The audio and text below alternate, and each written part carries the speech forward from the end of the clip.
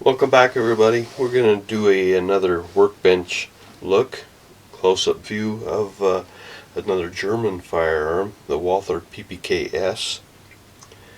Very interesting German firearm. I have an interest in World War II military surplus, and this is kind of an extension of that with an interesting history of its own. And let me explain that. It's still related to World War II in the fact that Germany, after World War II, was not allowed to produce firearms from 1952 to 1986.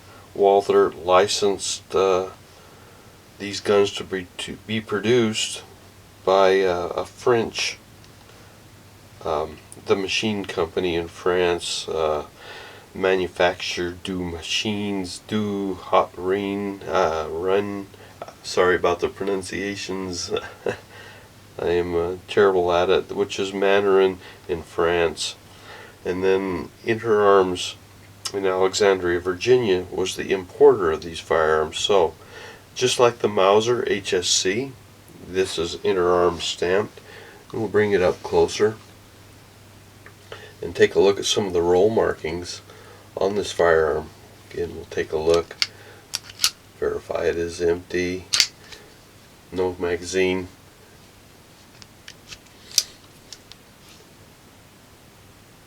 So there's our Interarms Alexandria, Virginia marking on it, and of course the Walther banner and the caliber, 9mm Kurtz, 380 auto for the United States market.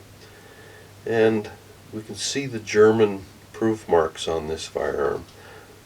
Take a look at the barrel, the antler of Walther in Germany proofing, and you can see the build date, 1969, also present. These firearms were often proofed in France also, but this one was probably, even though built in France and then assembled in West Germany. As we can see, made in West Germany. So as for export, they would stamp those on there. So the PPKS then was created because the United States deemed this gun, the PPK rather, a unsuitable gun for sporting purposes or not useful in the United States. So to continue selling guns to the United States, they married the Walther PP lower and grip frame to the Walther PPK barrel and upper slide assembly. So the PP lower benefited the gun, and then it gave it an extra round without increasing its size that much. So we have a nice, with an extension that these came with. I'll show you the original style magazine. This is an original magazine. Base plate has been replaced because the original broke. They can also be, they would have originally came in that configuration, 2 magazines, along with a flat base magazine like this that was changed out also, because these did have a tendency to crack and break under a lot of use. Also, modern magazines are readily available for these. This is a modern magazine. It carries the Walther banner. These original magazines are unmarked, which was very common and actually correct. And we can see caliber marked as 9mm Kurtz, and for the Americans, 380 ACP with the Walther banner, again applied to this more modern but fully functional, perfectly functional in the firearm.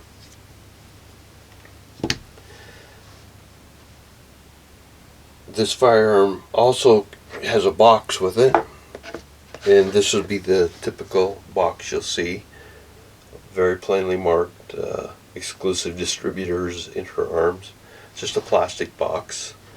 Also serial number marked on it with the caliber PPKS, and inside is also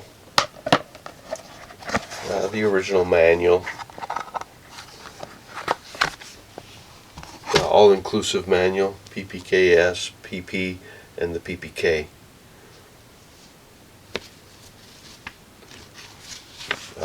Somewhat the worse for wear.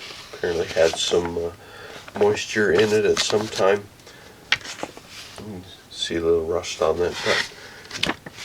But the third thing it would have had originally with the manual, which is unfortunately is missing from this box, is the practice target, or the proofing target, and also the shell casings that would have been present with this firearm. So there we have it, the box with the firearm complete.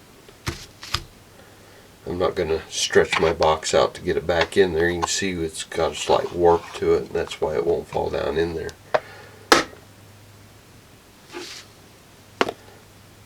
So there we have it, another interesting piece of World War II history, even at the late date of 1969 in this case, and the interesting development of the Walther PP and PPK into the PPKS for the American market, benefiting the firearm and turning it into a really magnificent firearm.